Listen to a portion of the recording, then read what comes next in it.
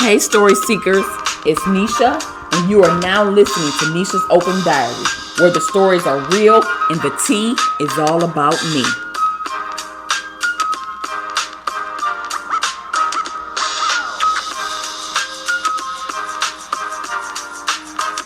Welcome to Nisha's Open Diary. Today is Thursday, March 28th, 2024. I am Nisha, and you are now listening to Nisha's Open Diary, where the story times are true and my experiences are real.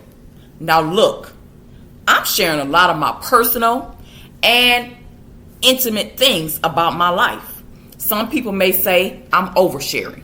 Some people may say it's TMI. Then move along, because this ain't the podcast for you. But if you want to hear real life stuff that ain't watered down or doctored up and made all pretty, then this is where you want to be. If not, you might as well leave now, because I'm going to give it to you straight, no chaser and no filter. These things I'm talking about have actually happened to me. And on that note, it brings me to today's story time, where I'm going to talk about the time my son's grandmother disregarded my wishes not to get my son's haircut. All right, let's get right into it.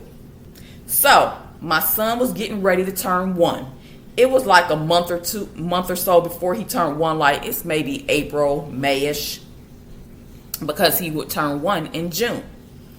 And she kept on telling me he needed a haircut. And I told her, quote unquote, I'm not cutting his hair. And when he gets older, if he decides that that's what he wants, then I will get it cut. But she kept on. And she is standing in my mother's kitchen trying to drag my mother into it, saying, Linda, don't he need his hair cut? And my mother is very mum. And she didn't say much, because she always tried to stay out of it, and she always tried to stay neutral to keep the peace. So she keep nudging my mother to say something until my mother finally says, well, it's up to Nisha and what she want to do.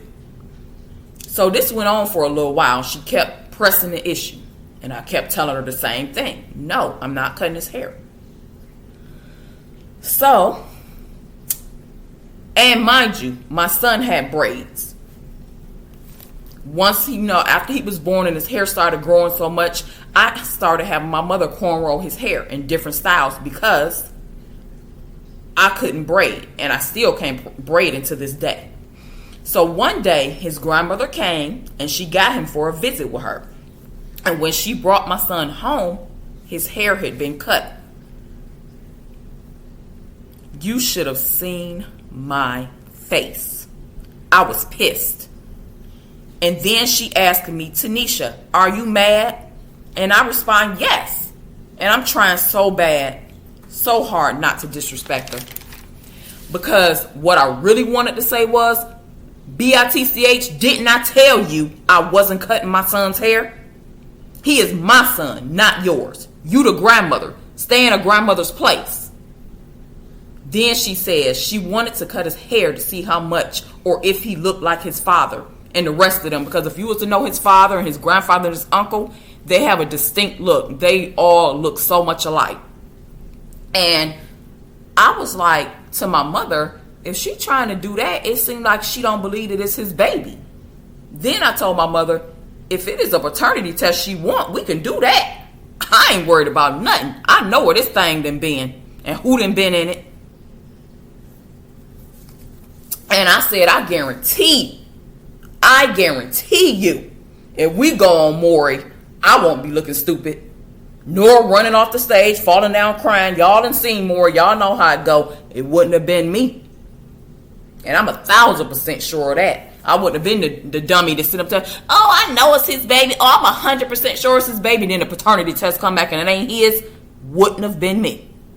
Because had nobody been in it like that but her son. So, I was mad as hell. Near tears, and I wanted to slap the excuses right out of her mouth. She was acting like he was her son and that she had the right to do whatever she wanted. She always stepped on my toes and overstepped and dismissed me as his mother. Or again, going back to my previous story time, she tried to find something wrong with me in anything I did. So my son's hair was cut. There was nothing I could do.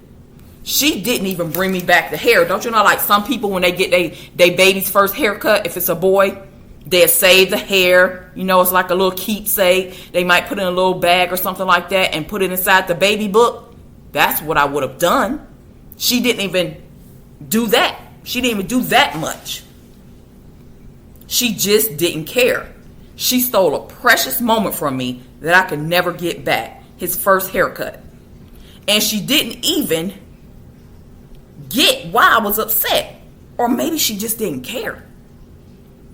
And when I told my son's father what his mother had done, like always, he stood on his mother's side, belittled me, and defended his mother's actions.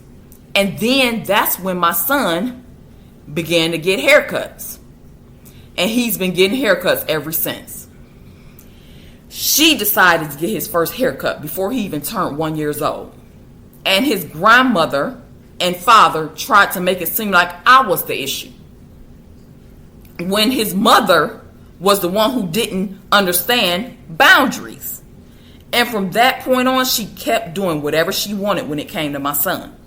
Because she knew she could. And she knew her son would support her. So she continued to dismiss, disregard, and ignore that I was his mother and that she had no right to do the things she was doing without my permission. This lady put me through hell as I embarked into motherhood.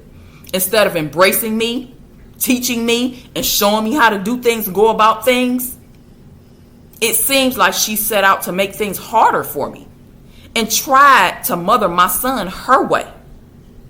So we continued to butt heads and clash as she refused to stop ignoring me and dismissing me as his mother. And this continued on for years. All right, story seekers, that is all for this story time. I am out of here.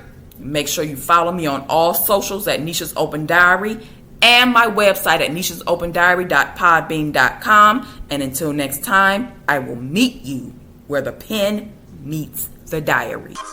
All right, story seekers, that does it for this story time. I'm out of here. Until next time, make sure you tap in, follow me on Facebook and Instagram at Nisha's Open Diary, and I will meet you where the pen meets the diary.